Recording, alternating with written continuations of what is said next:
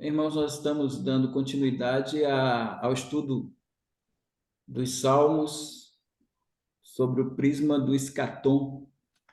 E esse estudo ele é importante porque ele traz,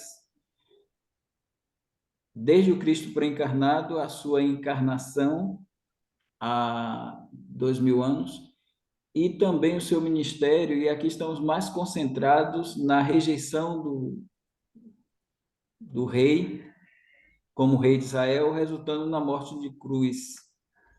E aí colocamos um subtema: o rei Messias levantado na cruz é retratado nos Salmos. Então, na semana passada falamos um pouco do Judas como o amigo íntimo traidor. Agora pode-se pensar nas 7 frases de Cristo na cruz. A gente diz 7 frases, alguns dizem 7 palavras, mas preferimos frases porque foram frases que ele utilizou. Alguns pastores já pregaram sobre esse assunto. As 7 frases de Cristo na cruz, né? São as últimas palavras dele. Se as últimas palavras de pessoas famosas ficam registradas na história, imagine, podemos imaginar as últimas palavras de Cristo na cruz. E essas últimas palavras, elas são interessantes porque 4 são circunstanciais ao momento ímpar do Calvário, porque tanto em seu perdão, lá, Lucas 23, 34, quando na sua salvação, Lucas 23, 34, quando ele diz: Pai, perdoa-lhes, porque não sabem o que fazem, é uma oração ao Pai.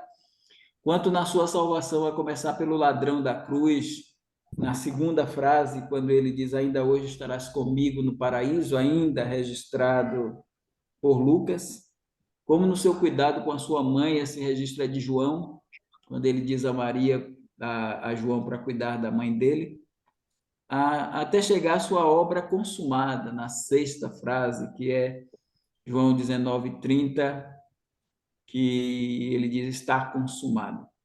E isso tem uma relação com João 17, 4 e 5, um pouco antes do Calvário. Ele disse ao Pai: eu glorifiquei-te na terra, tendo consumado a obra que me deste a fazer. E agora glorifica-me tu, ó Pai, com aquela glória que tinha contigo antes que o mundo existisse. E aí, quando a gente diz essa obra consumada, sempre eu gosto de frisar: uma mão, morte, sepultamento, ressurreição, ascensão e exaltação à direita de Deus. Essas são 4 frases ímpares, singulares, porque essas frases foram citadas, foram inéditas, mas há 3 frases que não foram inéditas.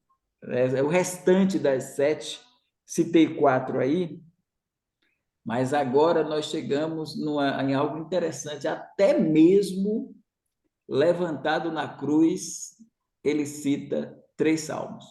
Então,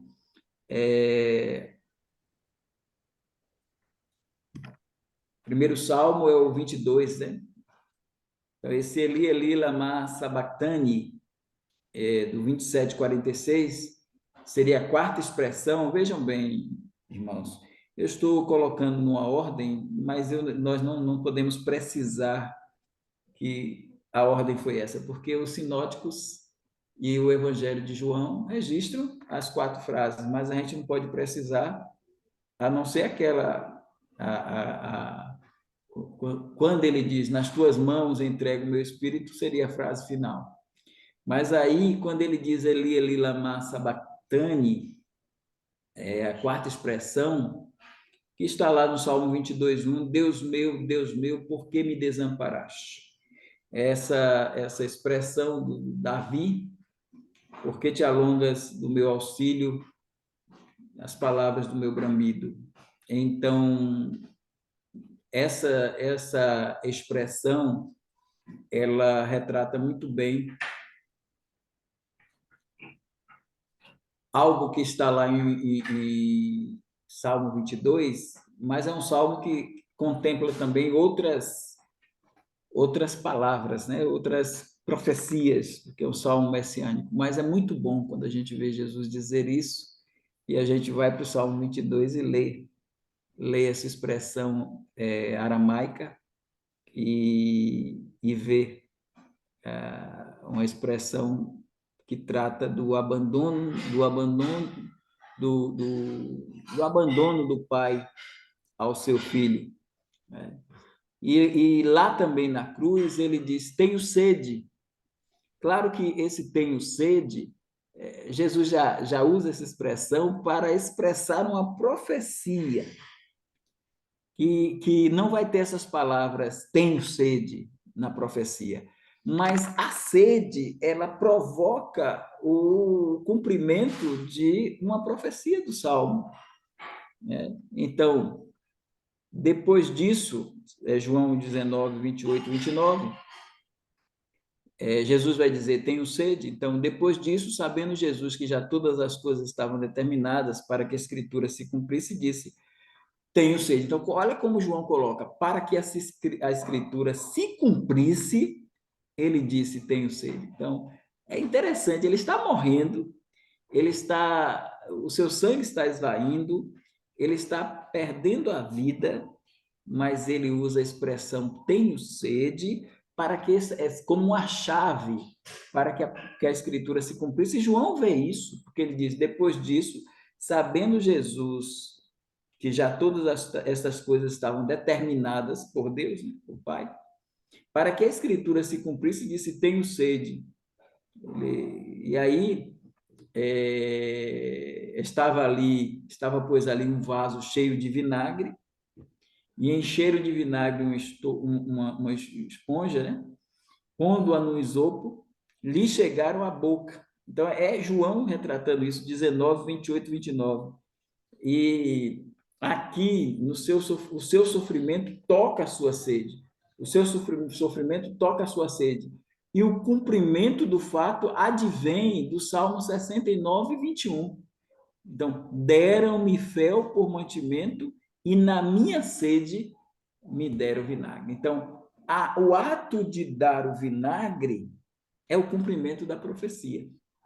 Porque aí o Salmo 69, que é messiânico também, 21, deram-me por mantimento na minha sede, deram-me fel por mantimento e na minha sede me deram vinagre. Então, o ato de dar o vinagre na minha sede, dependeria dele gritar da cruz, tenho sede. Quando ele grita, tenho sede, ele sabe que o vinagre virá. E o vinagre virá para se cumprir as escrituras. Isso é muito belo.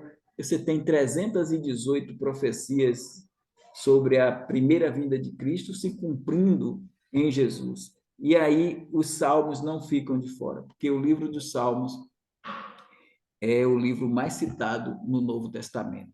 E aqui a gente, depois de pegar o Salmo lá de Judas, e o 69 está dentro desse contexto, e os salmos que trabalhamos, os dois salmos que Pedro citou sobre Judas, o traidor, e o Salmo 41:9, agora a gente já chega para o momento desse Messias levantado na cruz e retratado nos Salmos. Pode seguir, irmão Almir.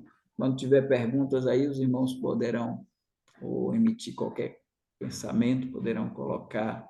E aí a última expressão.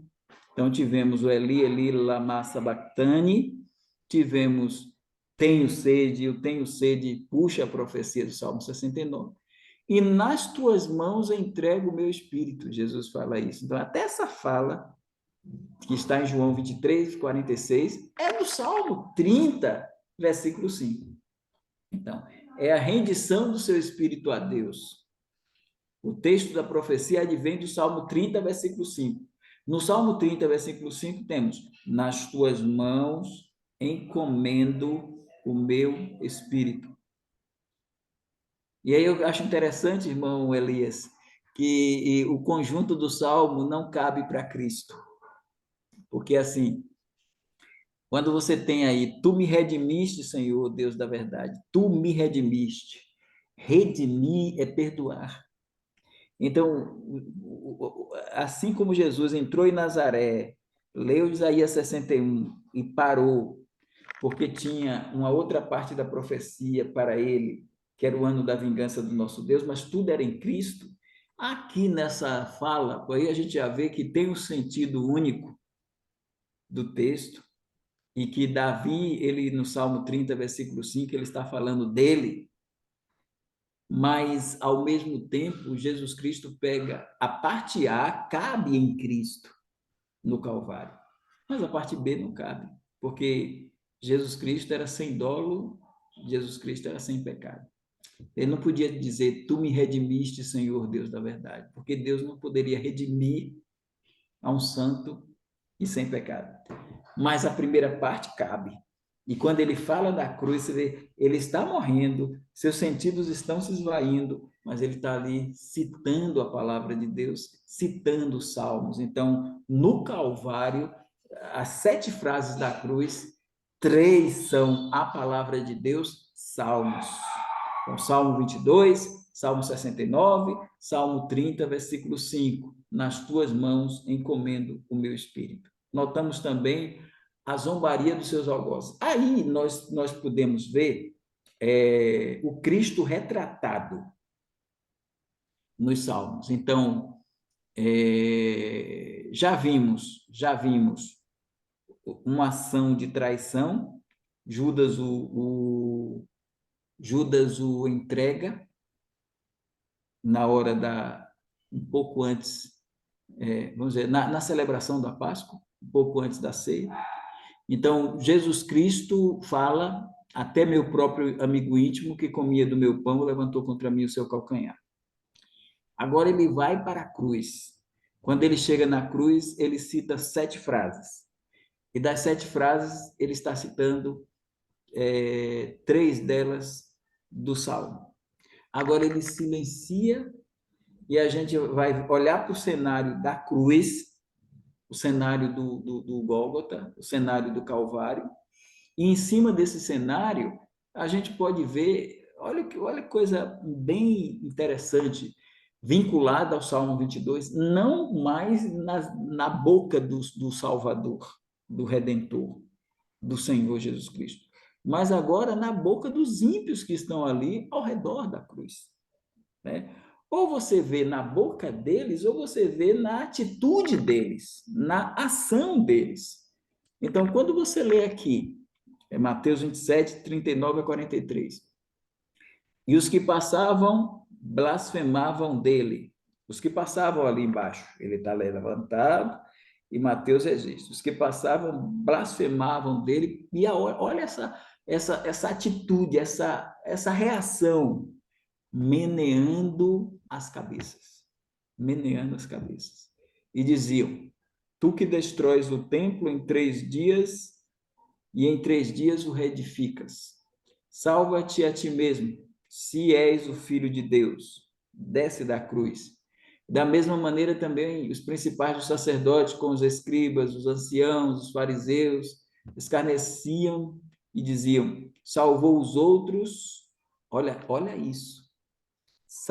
Então, primeiro no registro de Mateus está uma ação. Passavam blasfemando dele, voz, meneando as cabeças, e agora eles vão dizer, salvou os outros e a si mesmo não pôde salvar-se.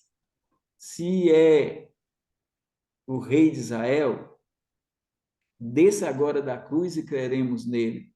Confiou em Deus, livre-o agora, se o ama. Está falando com o Pai. Confiou em Deus? Que Deus o livre agora, se o ama, porque disse, sou filho de Deus. Então, isso aqui, a gente fica indignado, mas é profecia. É profecia. Então, quando você vê o Salmo 22, que Jesus está ali dizendo, Eli, Eli, lama sabachthani, não é uma coisa solta, é a fala do Messias. Mas esse Messias que fala no Salmo 22, Eli, Eli, lama sabachthani, ele vai dizer também, desafiado por seu povo rebelde e contradizente, agora seus inimigos, no Salmo 22. Aí você tem, no Salmo 22, Davi registrando, Todos os que me veem zombam de mim. Todos os que me veem. Claro que Davi está falando dele. Ele não tem em mente isso, o Calvário. Mas a palavra é a palavra de Deus. Então, aqui o referente plenior é Cristo. Então, quando você vai para esse referente, você tem Cristo e você tem também os que estão ali embaixo, os judeus, rebeldes, rejeitadores do rei e do reino, aqueles que eram os seus e os seus que não receberam. Então, quando o registro do Salmo 22, todos os que me veem zombam de mim, e olha, estendem os beiços e meneiam a cabeça. Aí você olha lá em cima em Mateus, passavam blasfemando dele, todos, e os que passavam blasfemavam dele, meneando as cabeças. E aqui você tem o verme, e não homem, do verso 6, é desafiado por seu povo rebelde e contradizente, agora seus inimigos, no Salmo 22.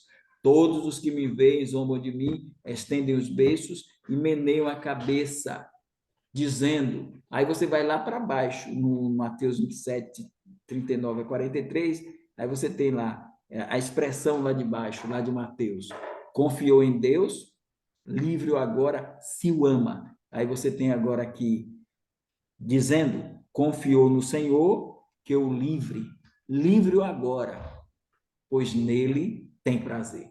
Livre-o agora. Quer dizer, esses ímpios estão dizendo coisas que estão no Salmo. Jesus tem consciência disso.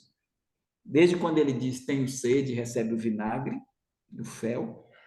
Desde quando ele diz, Eli, Eli, lama sabachthani, e agora ele diz, Deus meu, por que me desamparaste? Falando com o Pai, mas aqui embaixo tem gente dizendo, confiou em Deus, livre-o agora, porque nele, pois nele tem prazer. Então, irmãos, na cruz, 4 pontos advêm de vaticínios dos salmos, presentes na oblação do Messias. Isso é importante para você até que quer fazer uma mensagem, quer trazer o salmo, Então, eu acho que esse capítulo do nosso livro, ele é muito importante por isso, porque ele traz os salmos para a discussão do escatom, traz os salmos para a linha profética do Redentor. Então, pode passar, irmão Almi, um pouco mais adiante, porque destacamos esses 4 pontos. Além dessas falas de Cristo e dos seus inimigos, nós temos um primeiro ponto: aborreceram-me sem causa.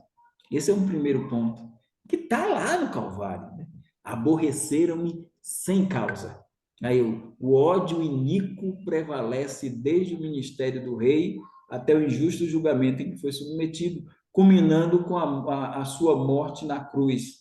João retrata isto nas palavras de Jesus e suas últimas instruções aos seus discípulos. Então, a gente retroage, porque esse ódio aí, ele vai culminar na cruz.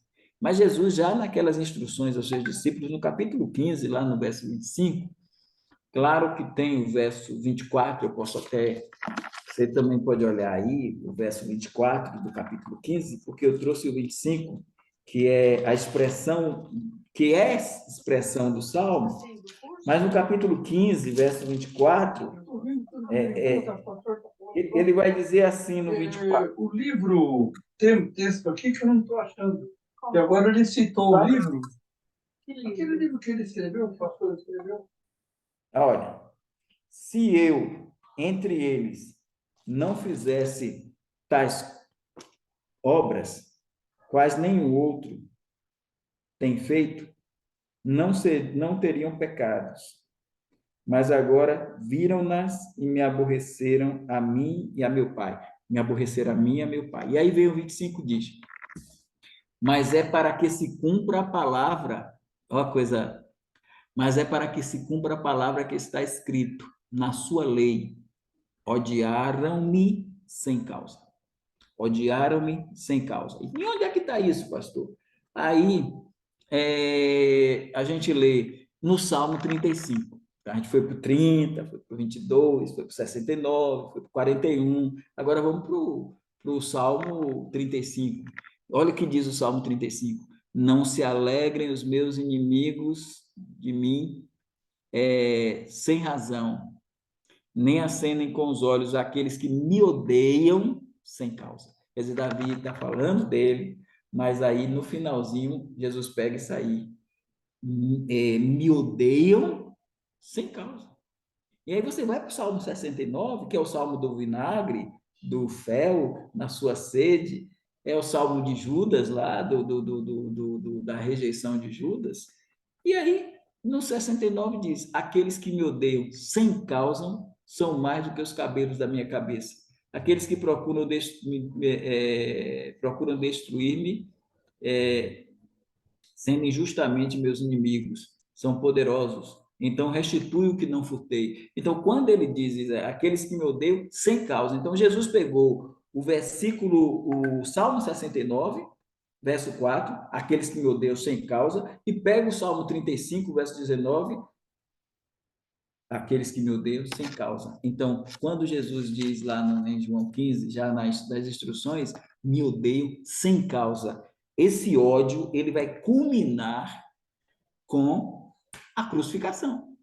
Então, todo esse ódio no coração desses fariseus, desses saduceus, desses judeus como um todo, eles vão odiar a Cristo e não tem motivo. Porque ele andou fazendo bem e curando a todo oprimido do diabo, Jesus não deu motivo nenhum para esse ódio infernal. Mas esse é o primeiro ponto que a gente extrai do Salmo. Então, o rei Messias levantado na cruz é retratado no Salmo. Então, esse primeiro ponto que a gente traz do Salmo. Fora o que já tratamos nas 3 palavras, ou nas 3 frases da cruz, Eli, Eli, lama sabachthani, na frase, na expressão, nas tuas mãos eu entrego o meu espírito. Então, todas aquelas, tenho sede, e agora com Judas, meu amigo íntimo, que comia do meu pão, levantou contra mim o seu calcanhar. Agora a gente já vai para menear as cabeças e desconfiou em Deus, livre agora, mas agora Jesus vai dizer, aborreceram-me sem causa. Aí se a gente, quem vai vasculhar isso, irmão Daniel? Quem é que vai vasculhar isso? Somos nós que lemos a Bíblia, que vamos avaliar, e aí a gente vai vasculhar e ver. Jesus chegou lá e disse: aborreceram-me sem causa, para se cumprir a lei. E a lei aí não é o Pentateuco, a lei aí é a palavra de Deus lá no Antigo Testamento, é Salmos. E esse é o primeiro ponto. O segundo, irmão Almir, pode passar. Os soldados, aí já é uma ação, os soldados fragmentam as vestes do rei e sorteiam a sua túnica. Coisa muito simples, assim. Imaginar que os soldados iriam fragmentar as vestes do rei e sortear a sua túnica. Essas atitudes são profetizadas pelo Salmo. E aí você tem o salmista dizendo, do verso 18, né? Repartem entre si as minhas vestes e lançam sorte sobre a minha roupa. A roupa! A roupa!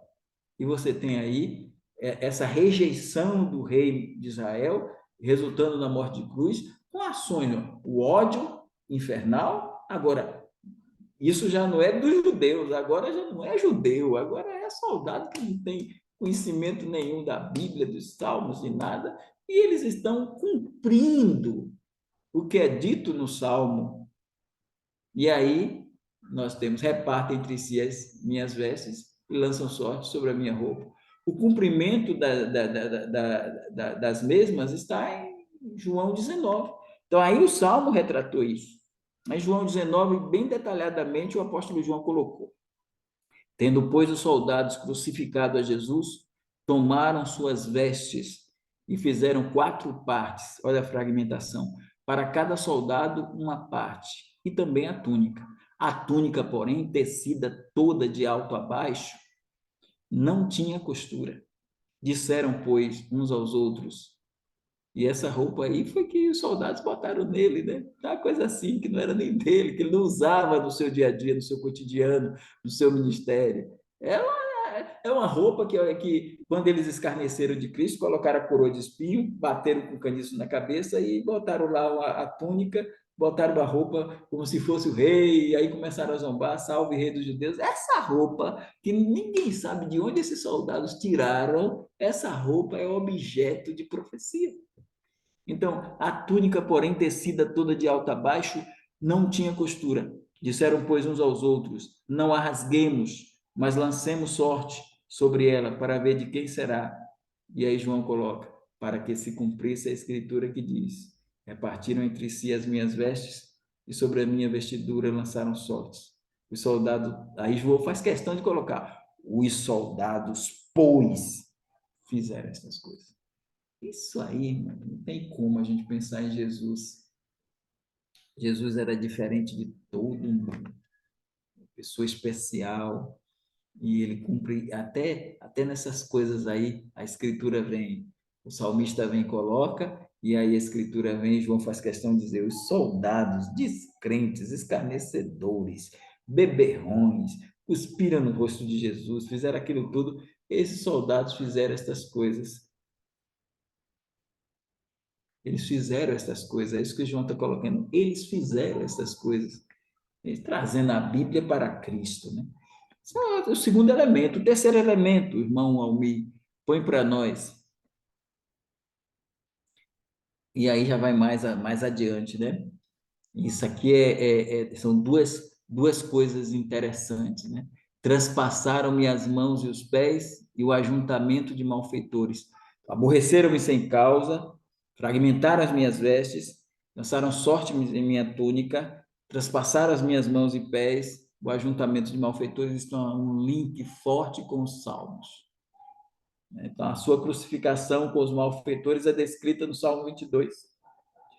E aí, Davi coloca lá no verso 16. Então, você vai olhando o Salmo 22, vai vendo tudo isso, todo esse desenho presente. Pois me rodearam cães, o ajuntamento de malfeitores me cercou. Veja aí o cumprimento disso, né? Pois me rodearam cães, o ajuntamento de malfeitores me cercou, transpassaram minhas mãos e os pés. Está lá.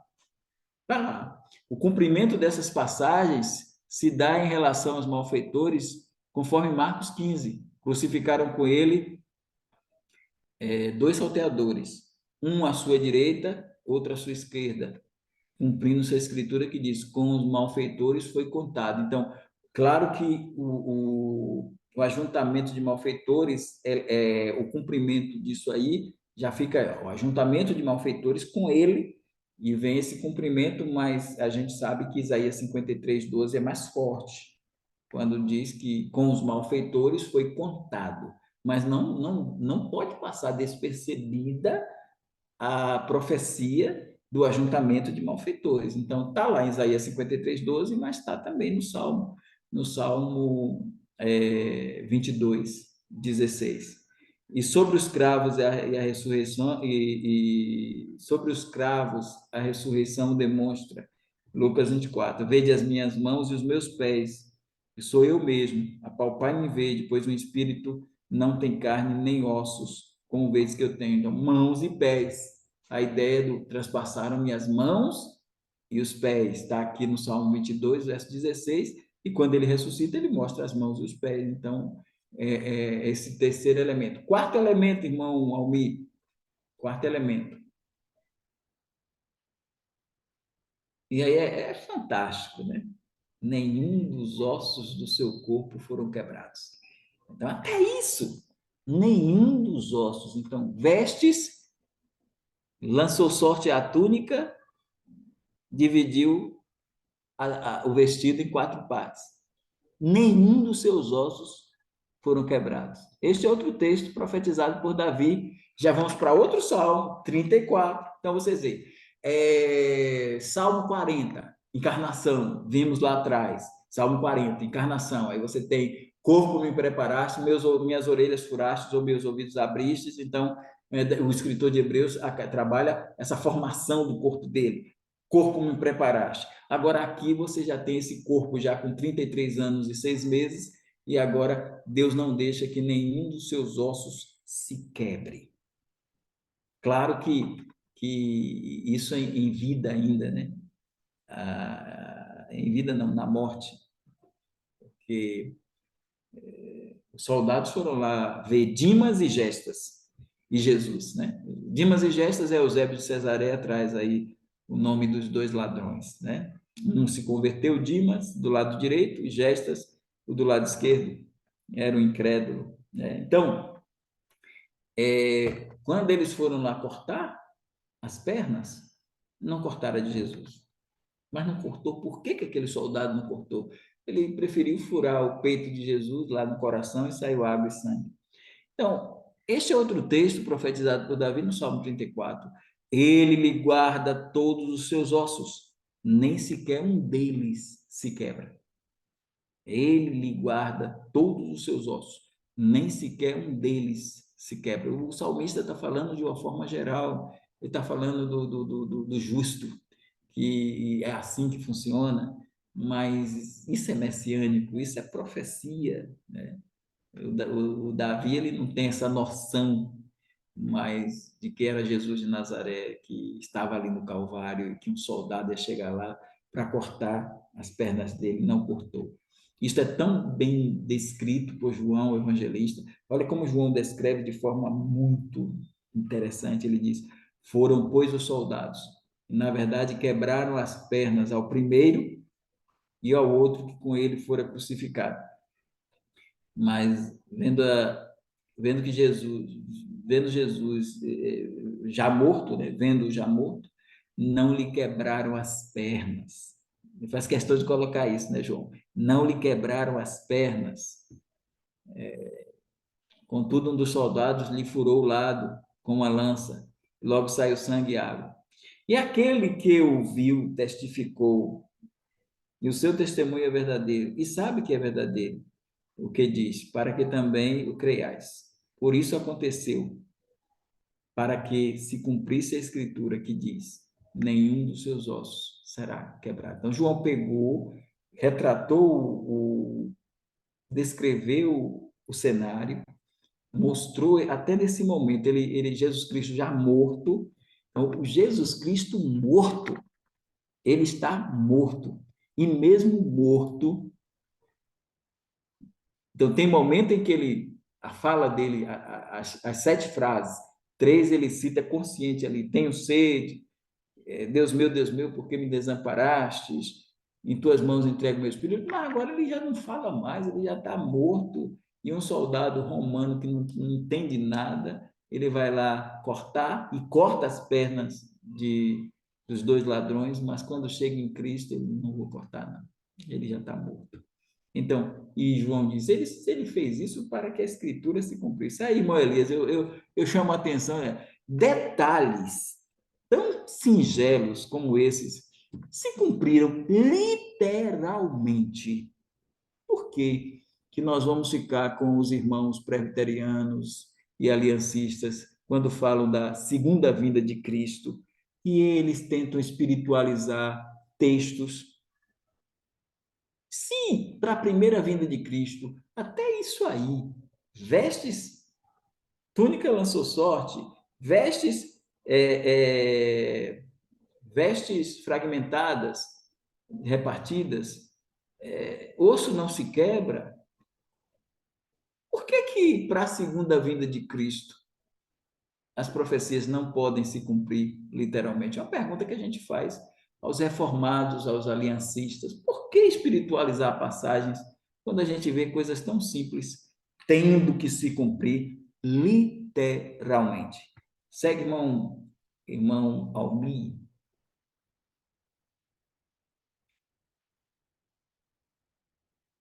E aí eu vou entrar num campo que eu acho que esse campo é maravilhoso e eu preciso trazer para os irmãos já trabalhamos aqui o Cristo pré-encarnado, já trabalhamos o Cristo encarnado, já trabalhamos o ministério de Cristo, já trabalhamos a via dolorosa, a sua paixão, ele levantado na cruz. Agora a gente vai para a ressurreição, a tumba vazia, mas para além da ressurreição, a gente sai da tumba vazia e vai para a destra de Deus, a ressurreição como Senhor assentado à destra de Deus. É um assunto bem interessante, mas que eu vou ter que dar uma pausa para o irmão Elias. Eu gostaria, antes de entrar nesse tema, isso, obrigado, primo. Antes de entrar aí nesse tema, eu queria, uma é uma observação e outra é uma pergunta. Não sei se algum irmão tiver alguma pergunta também. A minha primeira observação, você disse, né, que eu achei, você fixou numa parte e eu fixei na outra, que eu achei interessante, com a precisão das escrituras, quando ele diz que eles estendiam os beiços, né? E aí eu fiquei pensando em estender os beiços. Aí eu fico aqui imaginando que eles deviam fazer assim, né? Tipo, e aí? Né? Tipo, se eu não salvo, salva você também. Quer dizer, é um negócio, assim, é uma precisão absurda para descrever aquela cena, né? Olha aqui como a escritura é perfeita. Essa é uma observação. E a segunda é uma pergunta, pastor. Essa ênfase de nenhum dos seus ossos será quebrado. Há alguma implicação teológica nisso?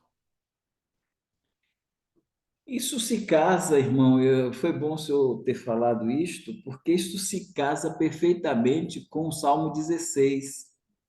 Porque, primeiro, os ossos dele não se quebram, e lá no Salmo 16 vai dizer: e o seu corpo não viu a corrupção. Então, o corpo dele como um todo não entrou em estado de putrefação, de decomposição para a ressurreição. Deus não permitiu que se quebrasse os ossos, porque ele também não permitiria que o seu corpo entrasse em estado de corrupção. O seu corpo não permitirás que o teu santo veja a corrupção. Então, ele quis ressuscitar a Cristo intacto. Então, foi assim que aconteceu. E foi bom que o senhor falar isso, porque deu para puxar outro salmo, o 16. O 16. Obrigado, pastor, obrigado. Agora eu vi o primo e depois o irmão Cláudio. Bom, primeiramente, é, realmente é maravilhoso, né, poder ver essa relação das escrituras do Velho Testamento com o Novo, né? É maravilhoso realmente poder ver como se cumpriu realmente todas essas profecias. Ah, a minha pergunta é assim, no Salmo 22, né, que teve aí três citações de Jesus ali, e a citação relativa ao tenho sede, né, ou meneia a cabeça, tudo bem, a gente entende de uma forma tranquila. Agora, quando Jesus ele cita o Eli, Eli, lama sabachthani, que é Deus meu, por que me desamparaste? Eu já ouvi algumas pessoas, né, dizendo que Jesus faz essa citação porque naquele momento Jesus ele estaria recebendo os pecados do mundo inteiro e Deus não poderia compactuar, né, com aquele momento ali. Então, a minha pergunta é sobre a sua compreensão, pastor Evaldo, a respeito disso. Na verdade, Jesus ele está realmente citando o Salmo 22, lembrando, até porque existem outras citações, né? Ou é porque realmente houve ali o abandono e por causa dessa afirmação que eu coloquei, que alguns já fizeram, né? Não está na Bíblia isso aqui, mas não sei se o pastor também já ouviu de alguém ou se já estudou ou se realmente é isso, né? O fato dele citar isso porque nesse momento estava acontecendo esse fato, né? De Jesus receber os pecados e Deus teria que naquele momento se ausentar ali da presença dele. É uma pergunta muito inteligente e difícil. É difícil de responder. Uhum. Quando Davi falou isso, ele estava num momento muito difícil, né? E aí ele notou assim como que Deus tivesse se afastado dele, né? Agora é fato que com Cristo, que é o referente maior, né? Que é o referente pleno, a gente tem esse momento do Calvário é o momento da oblação, é o momento da oferta, é o momento em que ele realmente, e isso é profético também, Isaías 53, ele tomou sobre si os nossos pecados. Então, ele tomou realmente, ele recebeu, é dito em Abacuque que ele é tão puro de olhos que não pode ver o mal. Tu és tão puro de olhos que não pode ver o mal. Então, é possível sim que quando. Porque a carga está chegando agora, né? Então, ele toma esses pecados todos sobre si no Calvário. É na cruz que ele recebe os pecados do mundo, né? Porque é como o João falou, este é o Cordeiro de Deus que tira o pecado do mundo. E para tirar o pecado do mundo, os bodes, os touros no Antigo Testamento, eles não conseguiram, eles apenas cobriam pecados. E Jesus tirou, e para tirar ele teve que se fazer pecado por nós. Pecado. Aquele que não conheceu o pecado, Paulo fala, se fez pecado por nós. Então, quando Deus, o Filho, ele assume os nossos pecados, com certeza há um impacto. E esse grito aí, por Deus, e retratando um abandono, é retratando dar as costas mesmo, e deixar o filho sozinho, assumir e tomar o cálice, né? Beber o cálice. Né? Então, quem fala isso tem razão de ser. É possível, sim, que o cumprimento da profecia retrate um momento em que o Filho de Deus se faz maldição, porque o Antigo Testamento, a última palavra do Antigo Testamento é maldição. Quem pega lá Malaquias é maldição. E graças a Deus que a gente tem o Novo Testamento. Já pensou se o Antigo Testamento termina e fosse a Bíblia mesmo, como os judeus querem, que seja a Bíblia, e mas não é a Bíblia toda, é uma parte. Então, essa Bíblia termina com a palavra maldição. O Novo Testamento já termina com a bênção, né? João dizendo lá, Maranata, ora vem Senhor Jesus. E lá em Gálatas 3,13, o apóstolo Paulo diz: Cristo nos resgatou da maldição da lei, fazendo maldição por nós. Ele se fez pecado, ele se fez maldição. Então, Deus o Filho, coigual, coeterno, co-substancial, com o Pai e com o Espírito. Esse Deus Filho, segunda pessoa da Trindade, assumindo isso tudo, esse Eli lama sabachthani tem uma profundidade muito grande que a gente não pode colocar somente como um cumprimento de Salmo 22, 1, e não entender também a grandeza do significado dessas palavras na boca de Cristo. É isso. Tá certo. Agora, quando você formula, né, uma pergunta, por quê, né, leva a entender quem está lendo de que há uma dúvida, né, por parte de quem está perguntando. Aí não é o caso de Jesus, né? Ele está simplesmente fazendo a citação, porém, né, não é? Mas, de repente, quem lê vai pensar, poxa, Jesus ali, né? Enfim. Isso aí agora é outra questão bem interessante. Então, não há dúvida. Ele tem consciência de tudo isso e traz o salmo. Aí entra sim a ideia de trazer o salmo para dentro dessas Sim. sete frases, dessas sete frases. Então, não é uma ideia assim como que dissesse o Senhor não poderia fazer isso. Não, parece mais que é um sentimento de dor pela ausência de alguém que antes que o mundo existisse viveu em comunhão com Ele, junto dele e estavam ali interligados. Então havia harmonia, havia emanações. Então é um primeiro momento na história em que há um afastamento. Nunca houve. Uhum. Nunca houve. Então, esse afastamento, a natureza humana de Cristo brada, porque ela sentiu.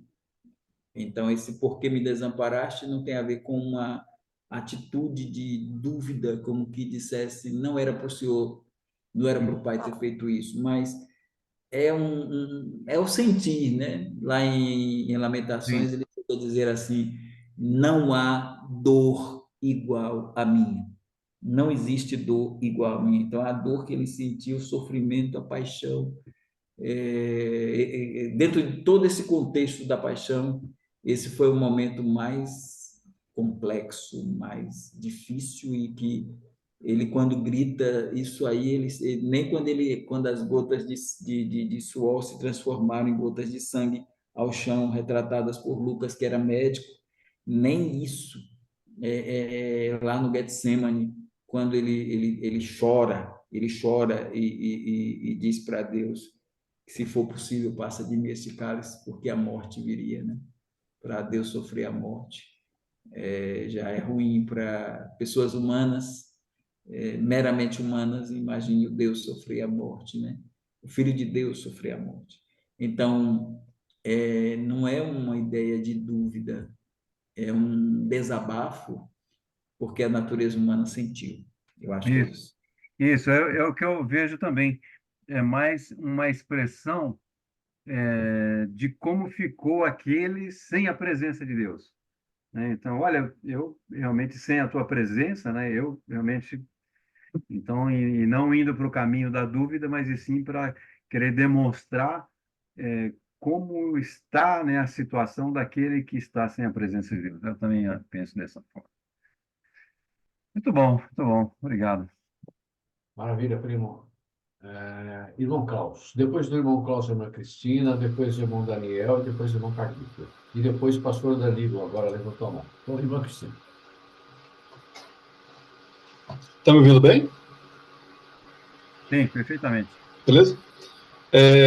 A respeito de literalidade do texto, pastor, que é algo que sempre me chama muita atenção. Em Salmos 7, 9, tem um versículo assim: que cesse a maldade dos ímpios, fortalece o justo, pois sondas a mente e o coração, ó Deus justo. No original, não tem a palavra mente, né? A palavra mente foi vertida do original para o português, mas a palavra original é rins. Combina com Levítico 3 e 4 e outras passagens. Assim, o texto é inspirado, né? Deus escolheu as palavras. Não são à toa que as palavras estão lá e nem se limitam a um contexto cultural apenas, vamos dizer dessa forma. A gente pode imaginar que naquela época eles tinham um entendimento, entre aspas, equivocado de que os sentimentos partiam dos rins, né? Só que esse domingo, em uma mensagem, o pastor Alex ele trouxe para a gente que é a partir dos rins que dois hormônios são secretados, o cortisol e a epinefrina. O nome do hormônio cortisol é porque as suprarrenais parecem cortiças, né, em cima dos rins. E o hormônio epinefrina, lembra que o material, a nefrologia, né, é a especialidade médica que lida com os rins. A epinefrina é a mesma adrenalina. Então, se tem o cortisol e a adrenalina, que são dois hormônios secretados pelos rins. E os dois dão o veredito se o que o ser humano está sentindo é iniciativa de fuga ou de luta. E quando o salmista fala a respeito disso no Salmo 7, que é um salmo de Asaf, se não me engano, ele está colocando o seguinte: olha, Senhor, me testa, para saber se eu estou querendo combater os meus inimigos ou fugir deles, né? Algo assim. Então tem motivo. Toda vida que a gente escapa da literalidade do texto, a gente está caindo nas mãos de alguém que vai interpretar aquele texto da forma como ele quiser. Eu acho assim, o nosso compromisso de se aprofundar no estudo da palavra de Deus e entender exatamente qual é a palavra que está sendo usada ali, por que aquela palavra foi usada, isso é nosso encargo. Sabe, a gente não pode arredondar por nossa própria conta algumas verdades, baseado numa leitura superficial do texto, e passar a construir nossa fé nisso, dessa forma, com esse tipo de fundamento, e se arriscar a usar o fundamento errado, né? Então, a literalidade tem essa grande importância. Ela é importante mesmo. Por quê? Porque ela funciona. O pastor acabou de apresentar um monte de passagens que mostram quanto a descrição profética da morte de Cristo foi literal. E fez um paralelo com relação às doutrinas dos presbiterianos e outros irmãos nossos que entendem diferente, espiritualizando as passagens, e a gente pode esticar isso para todos os outros grupos que tiram, que escapam da literalidade do texto, e como tem igrejas que usam pessoas como substitutos do Espírito Santo para interpretar a palavra, isso é uma tremenda armadilha, porque sempre que isso acontece, o ser humano cai na interpretação de um outro ser humano, e não na verdade bíblica, que está lá escrito na Bíblia com palavras escolhidas por Deus para isso. Um outro detalhe também que eu lembrei, que eu pensei que o pastor ia citar a respeito de não quebrar os ossos do Senhor Jesus, é que ele precisava se identificar também com o Cordeiro da Páscoa, né? Que não tinha nem osso quebrado, isso também era profético, né? Era só isso. Boa, irmão Klaus. Boa. Não, muito bom, muito boa, boas as colocações, não teve pergunta, é só para acrescentar, e acrescentou bem, eu não tinha me lembrado, e o irmão Klaus lembrou de que, além de ser um cordeiro de 1 ano, sem mancha, também tinha essa questão dos ossos, né? Então, isso, escatom é isso. Os irmãos são bem perspicazes, né? Avaliam bem as coisas, e eu estava com saudade do irmão Klaus, né? Mas veio aí, tá trazendo aí muitas coisas interessantes. Essa turma não é fácil, hein, pastor Evaldo? Aqui não é fácil, é cada colocação que realmente muito bom. Primo, só te avisar que você esqueceu de baixar a sua mão. Irmã Cristina, sua vez, irmã Cristina. Ok.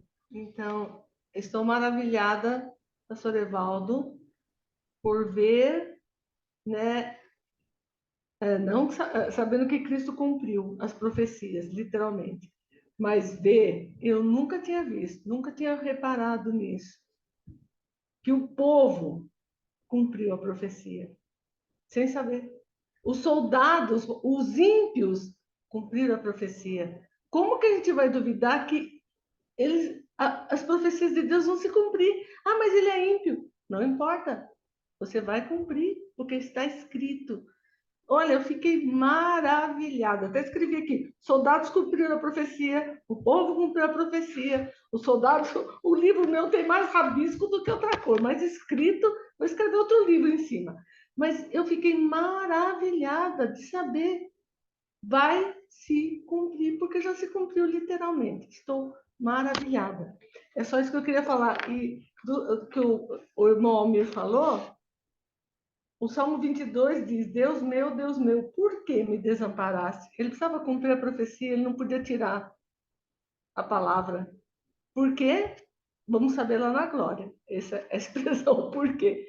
Mas realmente tinha que cumprir. Obrigado, viu, pastor Evaldo? Olha, tá maravilhosa a aula, como sempre. É Muito isso, obrigada. o Elias disse, pastor Evaldo, vamos voltar aí, trazendo uma... E eu achei assim, esse capítulo a gente traz como algo, assim, inovador no contexto do escatom, antes da gente chegar lá nas partes. Porque ainda tem duas coisas maravilhosas aí. Esse adestra de Deus, registrado aí pelos Salmos, e os cânticos de Sião. A gente ainda tem uma parte de Sião que vai puxar o milênio para dentro dos Salmos, porque o pessoal aí, essa turma aí aliancista, ela diz, mas os dispensacionalistas só ficam em Apocalipse 20, de 1 a 6, e é figurado, é metafórico, é simbólico. Meu irmão, quando a gente entrar nos Salmos de Sião, vamos ficar maravilhados também, porque os Salmos de Sião é que vão trazer o milênio e dizer assim, ó, tá aí na cara de vocês.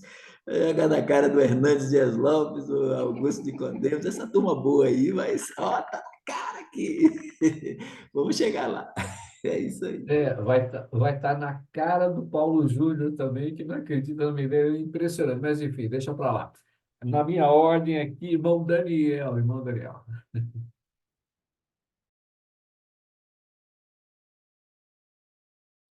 Irmão Daniel tá sem som, viu, irmão? Você tá sem o seu som. Então, Está ouvindo agora? Ok. A pergunta é uma, uma coisa que eu falo muito também sobre os dois malfeitores na cruz. Aí, tem alguma referência no Salmo sobre a palavra que Jesus fala para Dimas? Em verdade vos digo, hoje estarás comigo no paraíso? Essa palavra não tem nenhuma referência. É interessante. Isaías fala dos os malfeitores, foi contado com os malfeitores, Isso. e os Salmos traz o ajuntamento com os malfeitores, que a Igreja Católica e tem também alguns crentes que chamam até Dimas de o bom ladrão, como se O ladrão bom ladrão. tivesse alguma Sabia roubar bem. virtude. O bom Sabia ladrão, roubar bem. malfeitores, malfeitores e não benfeitores. Então não pode ser a palavra bem é um advérbio e a palavra bom é um adjetivo. Não cabe nenhum nem outro para Dimas.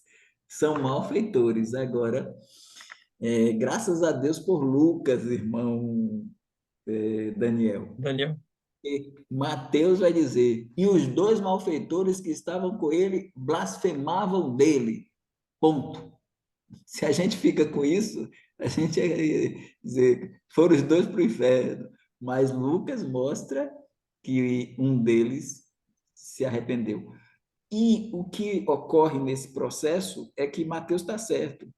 Em princípio, o Dimas ficou com blasfemando também. Os dois blasfemaram, os dois. Mas o Dimas acordou e ele pensou assim, rapaz, não pode ser assim, não. Então, diante das reações de Cristo, nada respondeu às blasfêmias, porque os ladrões foram, Maria vai com as outras, né? O povo de baixo blasfemando, eles foram também no caminho. Aí, mas dado momento, o Dimas para e diz, não, nós estamos aqui com justiça, porque merecemos, mas este nem o mal fez. Então, nós não temos nenhuma profecia veterotestamentária Não, destacando a conversão de um dos ladrões que estariam com ele. Mas quando Isaías diz, irmão Daniel, o trabalho da sua alma ele verá e ficará satisfeito, eu acho que, por inferência, essa expressão traz à tona a ideia de que Jesus Cristo já começou a ver o trabalho da alma dele antes mesmo de chegarmos a Atos 2, né? uhum. Porque foi o primeiro que ele levou para o céu, no contexto. Então, ele viu o trabalho da alma dele, e talvez, se a gente quiser por eco, a Certo, gente quiser certo. entender que aqui, Isaías 53, 12, 12 em diante, né? Lá. É. Que 12 não, 8 em diante lá, né? De Isaías 53.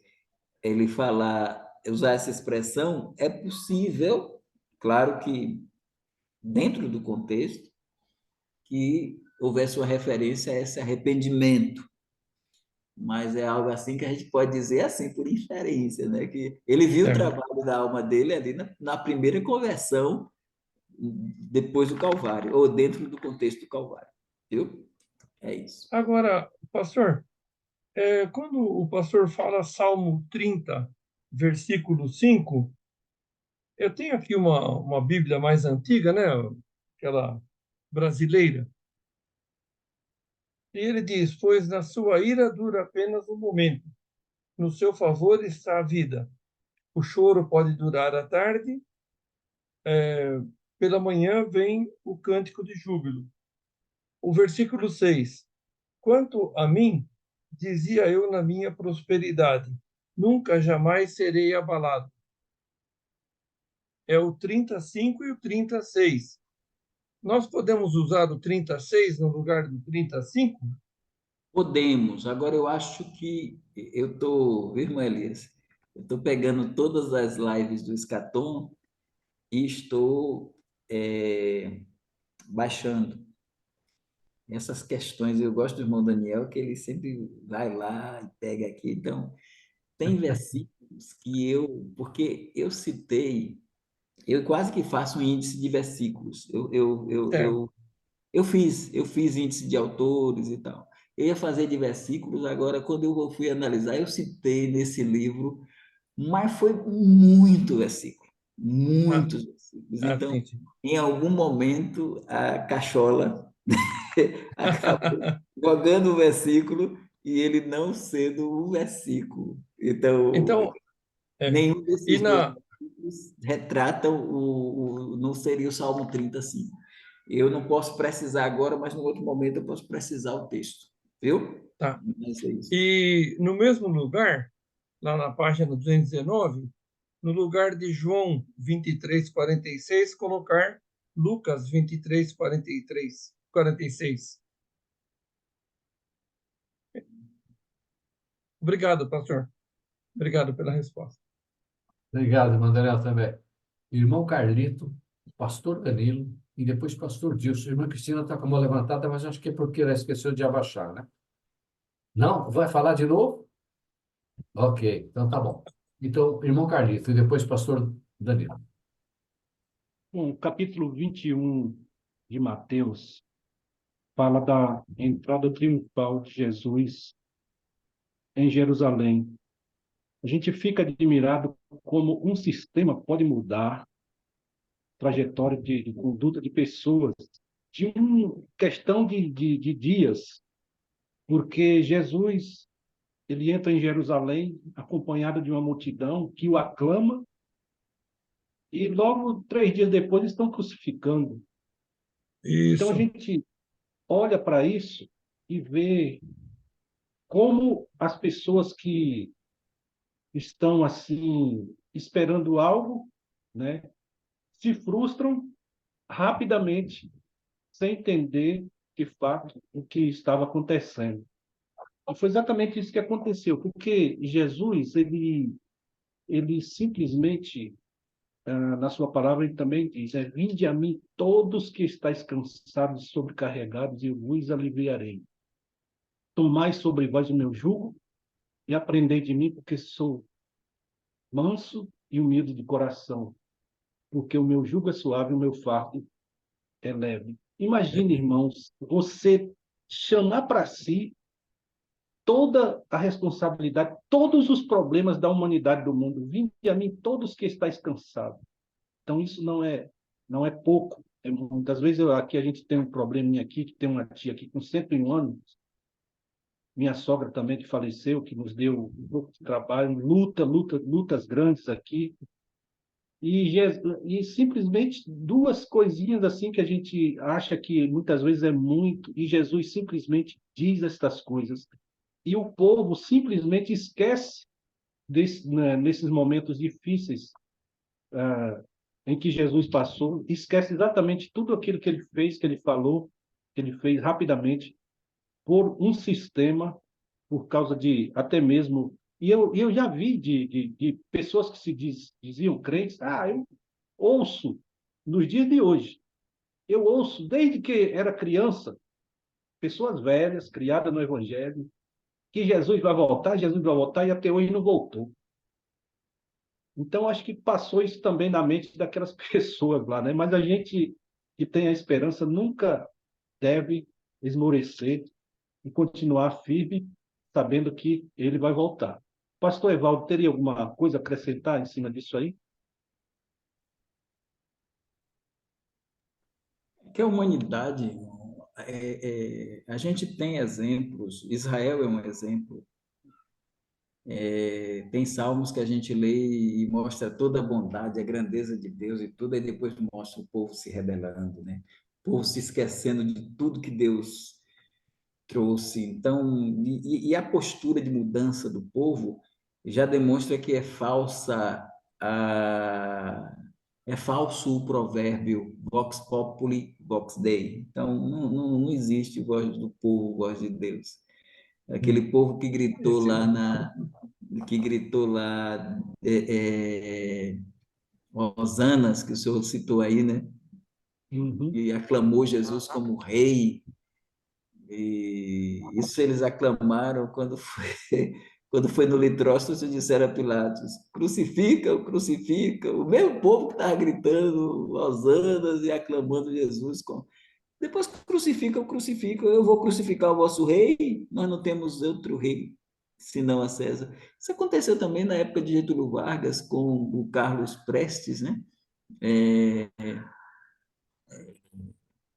que fez oposição a Getúlio Vargas, o povo todo estava com ele, quando o Getúlio Vargas pegou lá o revólver, deu um tiro na cabeça, o povo todo, o negócio se voltou contra o... Acho que foi Carlos Lacerda, eu estou aqui, Carlos foi Lacerda. Carlos Carlos Lacerda. Então, Lacerda. isso, aí o povo todo se voltou contra Carlos Lacerda, mas antes estava tudo a favor. Quando o Getúlio Vargas se matou, pronto. Então, assim, o povo é isso, o povo... E hoje eu estava falando do Apocalipse, veio aquela guerra de 200 milhões de soldados que mataram a terça parte dos homens. Aí fez um cálculo aí, irmão Elias, um cálculo meio assim, viu? Um cálculo que eu fiz foi que se hoje a gente tem 7 bilhões e 300 milhões de pessoas, mais ou menos. Digamos que o arrebatamento ocorrendo hoje, tenhamos 1 milhão e 300 milhões de pessoas sendo arrebatadas. Aí fica 6 milhões, 6 bilhões, né? 1 bilhão e 300 milhões sendo arrebatados, fica 6 bilhões.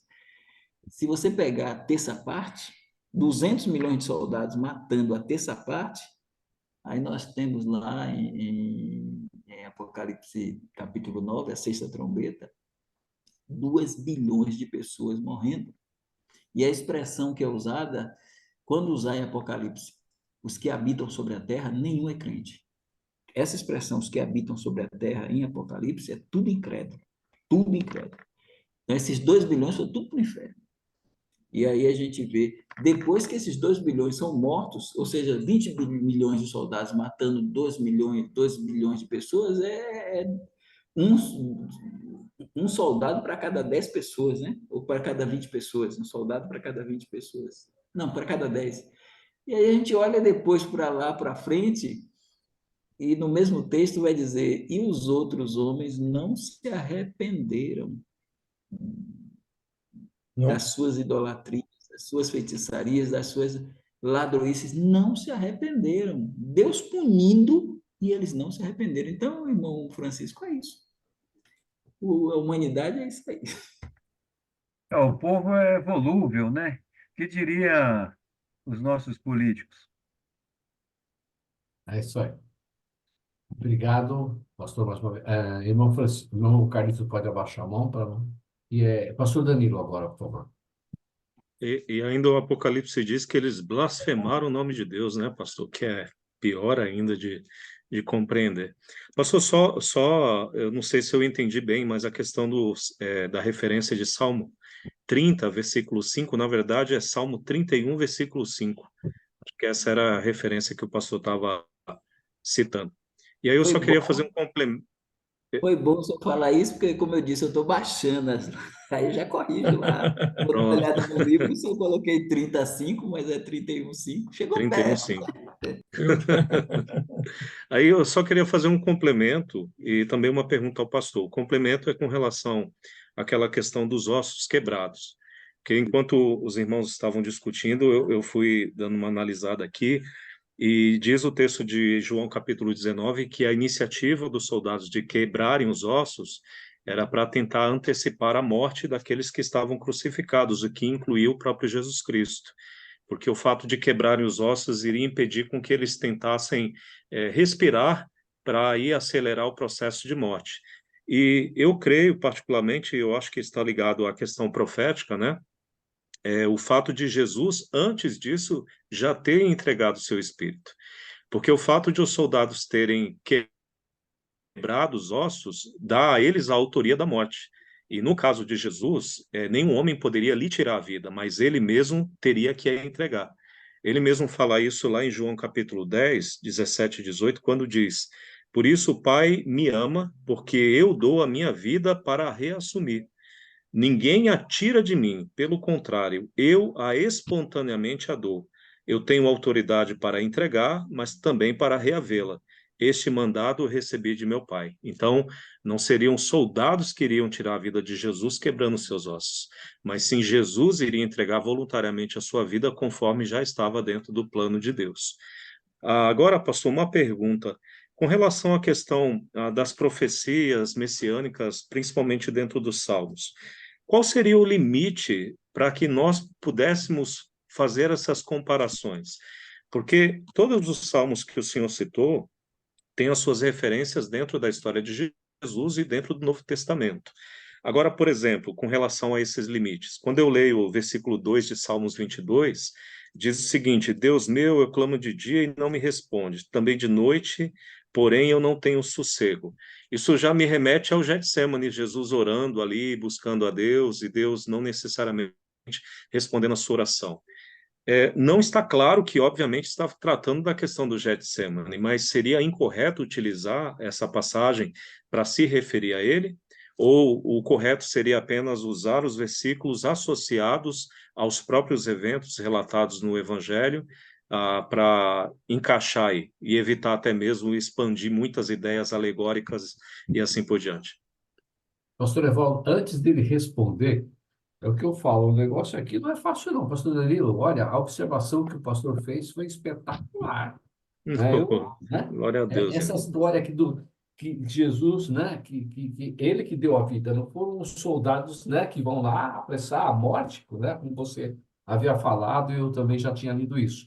Então, isso aí é fantástico, né? Uma observação muito boa também. Pastor, a referência que você falou, por favor, eu queria anotar aqui, pastor Danilo. 31, 31:5.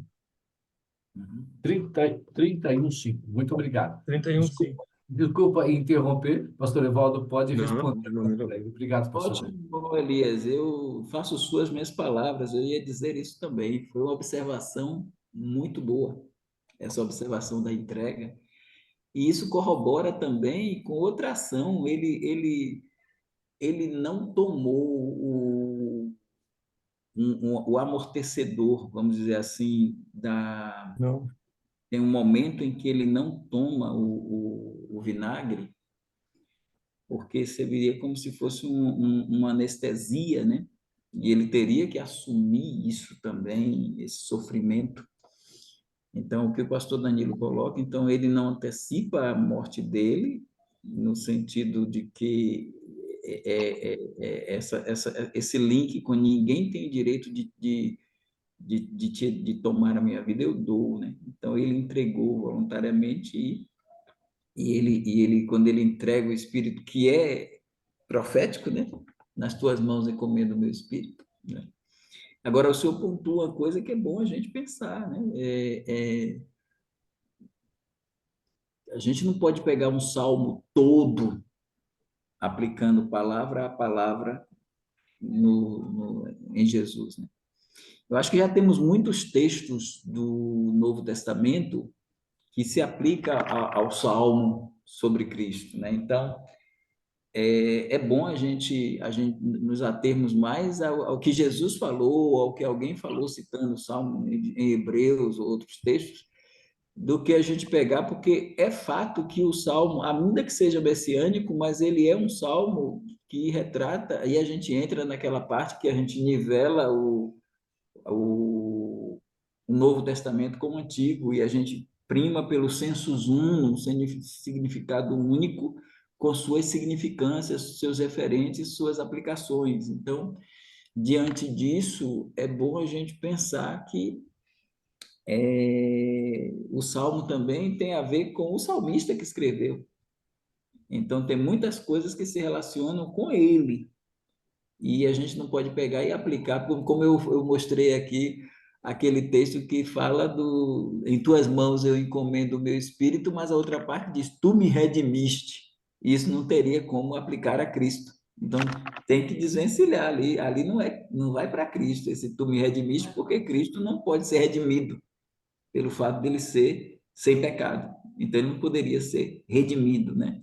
Então, temos que ter cuidado com essa ampliação, muito cuidado com essa ampliação. E só olhar e analisar o que a gente vê que se encaixa em Cristo realmente. E um dos encaixes maravilhosos é quando você tem o autor do Novo Testamento, ou alguém, Jesus mesmo e outros, que fizeram a aplicação. Aí tá tudo bem. Tem salmo messiânico, tem salmo que só tem um textozinho que diz respeito a Jesus, que não seria messiânico. Mas mesmo assim, dentro desse contexto todo, a gente tem que ter certo cuidado para não querer aplicar tudo a Cristo no texto, né? Ok, pastor Obrigado, Daniel? pastor. Muito bom, maravilhoso mesmo, maravilhoso. Pastor Dilson, e depois a irmã Cristina, e nós vamos terminar por hoje, que são 22 e 29, já estamos repassando o nosso tempo. Pastor Dilson, Vai ser eu ou a irmã Cristina primeiro? Ela primeiro tá irmão, comigo. porque pela ordem, como ela já fez uma pergunta, então o irmão que não fez ainda. Então, tá bom. Deixa eu ir lá. A, a primeira é uma observação para ver se só eu que entendi assim. Quando o pastor Evaldo falando da crucificação, eu entendi o pastor falando sobre cortar as pernas. Mais alguém entendeu assim? Ou então nós vamos ter que assistir depois o vídeo, A né? live. Ô, Eu falei, Dilson, mas será que ele falou cortar as pernas? Eu ia perguntar isso, mas eu falei, pastor, mas no original fala cortar as pernas ou quebrar? Chama o Ah, VAR. o é, pastor Dilson, olha só, eu acredito que eu ouvi isso duas vezes, mas eu tenho certeza que o pastor Evaldo queria dizer quebrar, cara. Que quebrar. ele está vindo de uma aula de Apocalipse, né? É, Queria acabar no meio aí do início. Ou não será isso, pastor? Ou eu estou enganado? Irmãos, uma espada, ela corta, ela não quebra. O que quebra é vamos dizer, pegar o cacetete lá do soldado que chega lá e pá.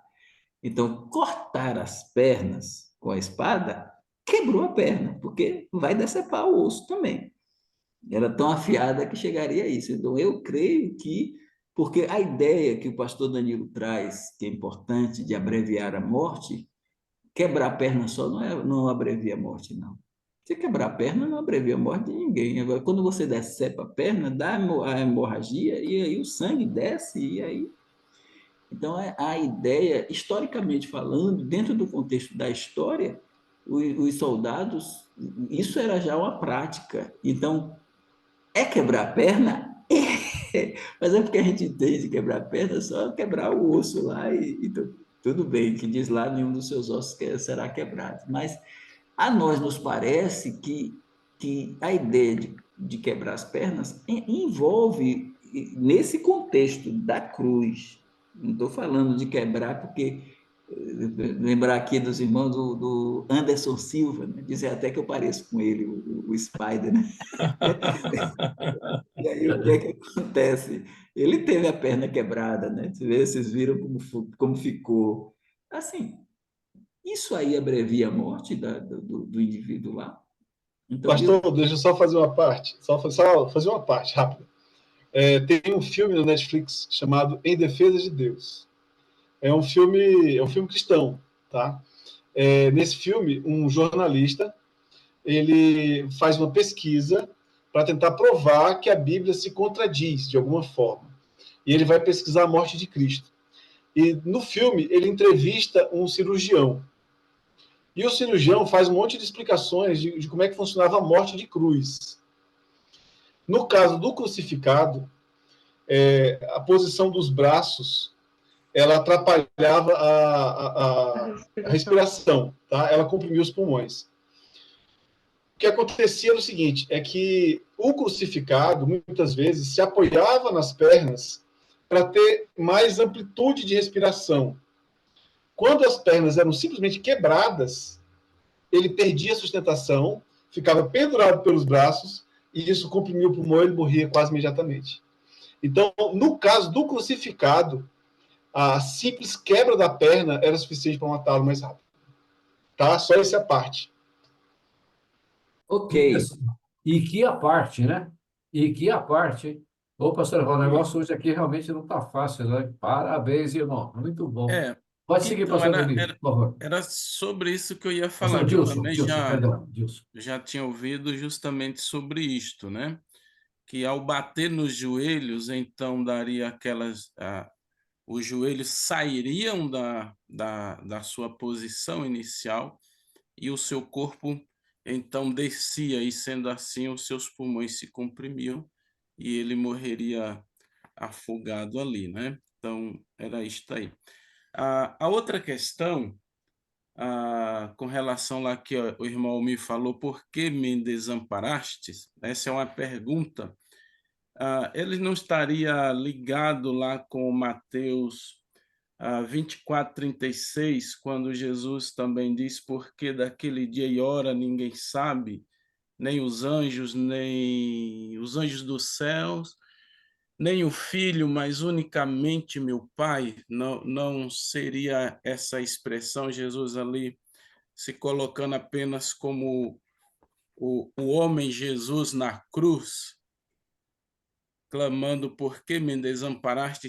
Nesse momento, ele não está se colocando ali na posição de Deus, o Filho, mas apenas de um homem sofredor na cruz.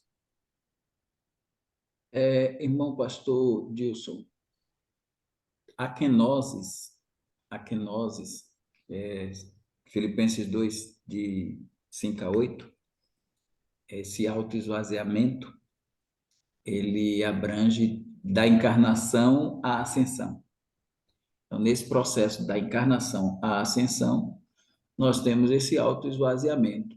Dentro do contexto do autoesvaziamento, tem esse texto de Mateus 24, que demonstra que Jesus não sabia, por causa da kenosis, desse autoesvaziamento, ele não sabia o dia, mas a partir do momento que ele foi à destra de Deus, ele reassume a kenosis, ela não tem mais esse efeito, e ele retoma a glória que ele perdeu quando se encarnou. E a partir daí, ele já sabe o dia e a hora também. E isso, a colocação que o senhor faz em relação à morte dele e o desamparo, essa fala, ela é perfeitamente pertinente, porque ainda está no contexto da kenosis. Quem morreu na cruz foi a natureza humana de Cristo, e não a divina, né? Então, sendo a natureza humana, é nesse contexto também que há esse clamor. O clamor é da natureza humana, então está perfeitamente ligado à kenosis. Isso apresenta aí sem nenhuma dificuldade. Então, é Cristo enquanto homem que está gritando, Deus meu, por quê me desamparaste? Porque ele assume os pecados da humanidade sobre si. Até mesmo o texto lá do afasta de mim esse cálice, né, pastor? Sim, também. Tudo bem, pastor Dilson? Maravilha, obrigado. Então, tá bom. Obrigado, irmão Klaus, também. Ô, pastor Evaldo, mas pegando o gancho aí do Dilson, eu gostaria na próxima aula a gente falar um pouquinho mais sobre esse quebrar as pernas aí, porque eu estou olhando o texto aqui e eu já havia pregado também em cima disso, já havia feito pesquisa, como o Klaus citou, né? O Klaus citou, que era quebrar, que realmente quebrar e não decepar. Não, meus irmãos, eu não Não, mas fica para a próxima, desculpa, eu interrompi, tem a irmã Cristina que tem que fazer a pergunta. Eu não tenho Vamos problema. deixar para a próxima. Não, eu só quero dizer que eu não tenho problema com isso, não. Eu entendo as colocações dos irmãos e, para mim, a ideia de quebrar, agora, nessas explicações, tanto do irmão Dilson quanto do irmão Klaus, eu aceito plenamente. Pastor Evaldo não é dono da verdade. A verdade é que é dono dele. Então, de nós. Então, eu entendo perfeitamente com essas explicações dadas que a ideia de quebrar as pernas é pertinente, sim. Eu renuncio o cortar. Eu achei o filme grátis no YouTube, tá? Então, já postei no grupo Scaton, tá? Então, recomendo, é um filme muito edificante. Recomendo a todos os irmãos. Obrigado, pastor Evaldo? eu vi que Irmão você Elias, postou lá. Legal. só Irmã para Cristina, falar rapidinho, é que eu sou açougueiro, então eu entendo um pouco de cortar e quebrar. irmã De Cristina, churrasco também, viu? Churrasco também. Você já pensou nas peladas de futebol? Quantos teriam morrido, né? Com as pernas quebradas? É. Irmã Cristina. Ah, então, aproveitando que o pastor Danilo falou, eu não sei se tem a ver, pastor Evaldo, com que ele falou que Cristo entregou sua vida. A gente sabe que ele deu espontaneamente a sua vida, porque senão não teria valor. Mas tem alguma coisa a ver com esse texto aqui de Isaías 53, que diz, Isaías 53, 12, porquanto derramou a sua alma na morte. Parece que é uma linguagem poética, eu sei, mas parece que ele derramou a sua alma na morte. Então, eu não sei se tem a ver. E também ele foi contado com os transgressores. São os ladrões, né? São os dois ladrões da cruz, é isso? Ele seria o terceiro, né? Foi pela multidão, ele seria o terceiro, ele seria um dos transgressores. É isso, pastor Evaldo? Sim, sim. Derramou a sua alma na morte é uma expressão poética e tem a ver com o que o pastor Danilo colocou, sim. É ele que faz, né? É ele que entrega, é ele que dá voluntariamente, ninguém toma dele e tal. E isso acontece e é bem pertinente. Viu? Muito bom, muito bom. Muito obrigado a todos. Um grupo seleto, realmente, com observações assim fantásticas. Eu gosto muito de um termo que o Primo usa, que é cavocar as escrituras. E olha, nós cavocamos muito hoje. Hoje foi espetacular. Aliás, eu não sei qual dia que é melhor. E cada vez melhor do que o outro. Pastor Evaldo, muito obrigado. Obrigado pela fidelidade aí dos nossos irmãos, dos nossos queridos pastores aí presentes. Muito bom mesmo, muito bom. Nós tenhamos aí uma semana abençoada. Nós vamos encerrar então com uma oração. E é o pastor Dilson que encerra com a oração. Pastor Dilson, por favor. Ok, oremos. Soberano Deus, graças te damos pela tua bondade que o Senhor nos concedeu para amanhã, à tarde e agora à noite, por esse privilégio que temos de te servir, de te adorar, honrar e glorificar o teu santo nome. Sabemos que te servir é muito mais do que um privilégio para nós. Obrigado por nos dar a iluminação da tua palavra para compreendê-la, aplicá-la na nossa vida, nos ajude a cada dia crescer na graça, na verdade, no conhecimento e prática da tua palavra, que possamos cada dia ser mais servos e servas do Senhor, para que possamos ser a luz, fazer brilhar a luz do Senhor, que as marcas de Cristo possam ser vistas na nossa vida, no nosso viver diário, nos fortalecendo a cada dia. Louvamos ao Senhor, gratos pela vida do pastor Evaldo, por ele entre nós, pelo Senhor ter dado o dom do ensinamento e um coração humilde. Louvamos ao Senhor, pois é o teu Espírito que o capacita. Obrigado por esse momento tão especial, por o Senhor guardá-lo entre nós mais uma vez, que o Senhor continue assistindo o teu servo, sua família, o ministério que o Senhor tem confiado, assim como os demais colegas de ministério, que o Senhor nos dê a sabedoria e a graça para conduzir o teu povo alicerçado no fundamento eterno que é Jesus Cristo. Os demais Amém. irmãos, que o Senhor os abençoe suas vidas, suas famílias, aos seus ministérios na igreja, que o Senhor possa usar a cada um desse grupo para louvor da tua glória. Obrigado por essa noite, que o Senhor venha nos dar um bom descanso para que o amanhã, se houver, possamos viver mais um dia para louvor da tua glória. No nome de Jesus, para a glória de Jesus, nós oramos gratos. Amém. Amém. Amém, amém. Uma boa Amém. noite a Amém. todos. Boa noite, irmão. Boa Só noite, os irmão. irmãos, viu? Boa noite. Boa noite, irmãos. Deus abençoe. Toma uma coisa Obrigado. mais Todos, aí, muito obrigado, gente. irmãos. Um abraço. Obrigado. Abraço, Vai irmãos. dizer- Boa noite. dizer uma coisa a mais aí, só para os irmãos, que temos aprendido muito com todos vocês. Deus Amém. abençoe vocês. Imagina nós, então, hein? Pois é. Obrigado, pastor Evaldo. Obrigado, Grande pastor bênção, Evaldo. grupo, sim, sem dúvida nenhuma. Um abraço a todos, boa semana. Boa semana, Boa irmãos. semana, Deus Obrigado. abençoe. Boa noite. Deus abençoe.